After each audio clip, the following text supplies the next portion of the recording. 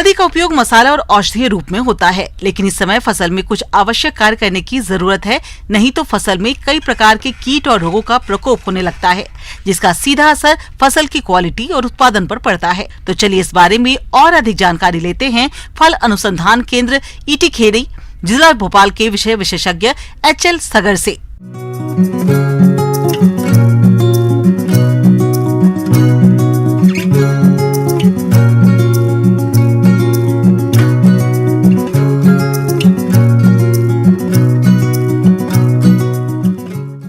किसान भाइयों, इस अन्नदाता कार्यक्रम में आपका स्वागत है।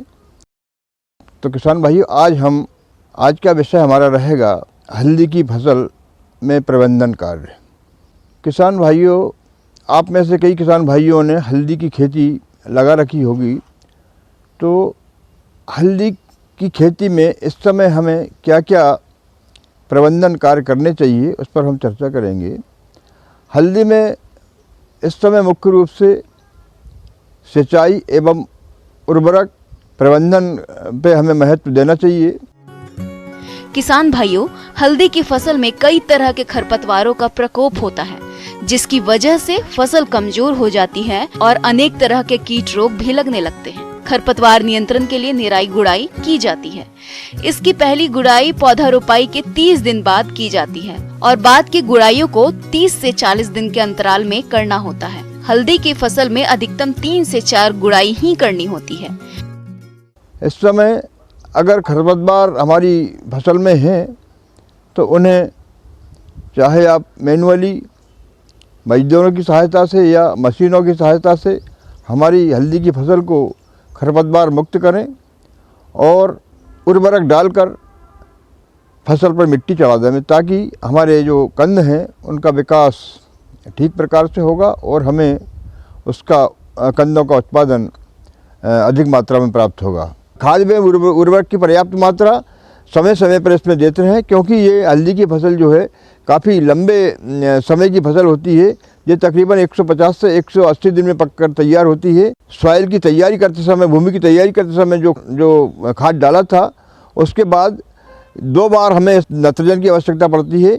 अगर आपने जैविक के रूप में अगर खेती की है तो इसमें वर्मी कंपोस्ट भी मिट्टी चलाते समय इसमें डालना चाहिए, और अगर अजैविक है तो इसमें 19-19-19 का स्प्रे भी आप कर सकते हैं और यूरिया डालकर भी मिट्टी चला सकते हैं, जिससे हमारी फसल की वृद्धि ठीक प्रकार से होगी और इसमें कंद का जो है बढ़वार ठीक से होगी और उत्पादन हमें ठीक से प्राप्त होगा।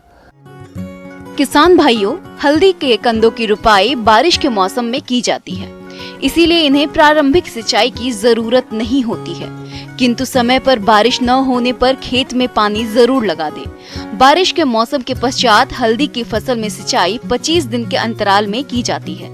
इसके अलावा मिट्टी के प्रकार को ध्यान में रखते हुए सिंचाई करना भी लाभकारी होता है।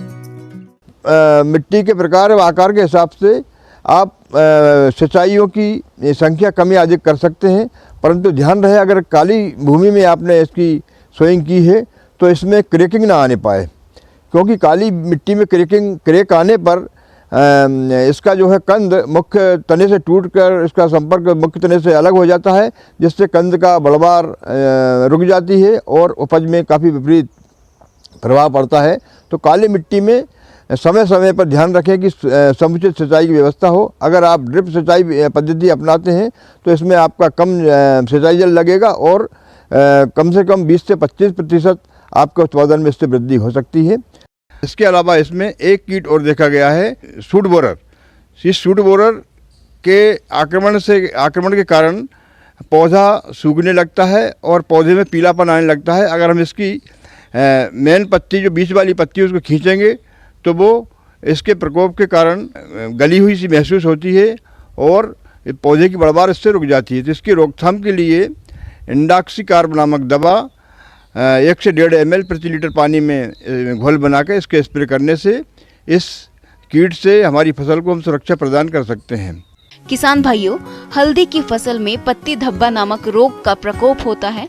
इस रोग के कारण पत्तियों को दोनों ओर छोटे अंडाकार और अनियमित भूरे धब्बे हो जाते हैं। कुछ समय बाद ये गहरे पीले और भूरे रंग के हो जाते हैं। ऐसे में पौधे भी झुलस जाते हैं, जिसकी वजह से फसल के उत्पादन में भारी कमी आ जाती है। इसलिए आप इस रोग की पहचान करके रासायनिक तरीके से प्रबंधन के लिए कार्बन डाइजियम या मैनकोजेब जो फफूंदीनाशक दवा आती है उसका आप अपनी फसलों में घोल बना के स्प्रे करने से जो रोग है इससे हमारी फसल को हम सुरक्षा प्रदान कर सकते हैं।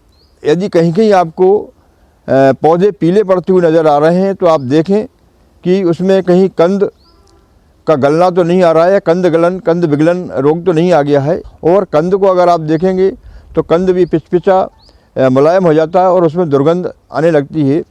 तो ऐसी स्थिति में आप ऐसे पौधों को खेत से निकाल कर बाहर कर दें और कार्बन डाइजियम या मैनकोजेब जो फफूंदीनाशक दवा आती है उसका आप अपनी फसलों में ड्रेंचिंग कर दें, जिससे इस कंद सड़न या कंद विगलन जो रोग है इससे हमारी फसल को हम सुरक्षा प्रदान कर सकते हैं।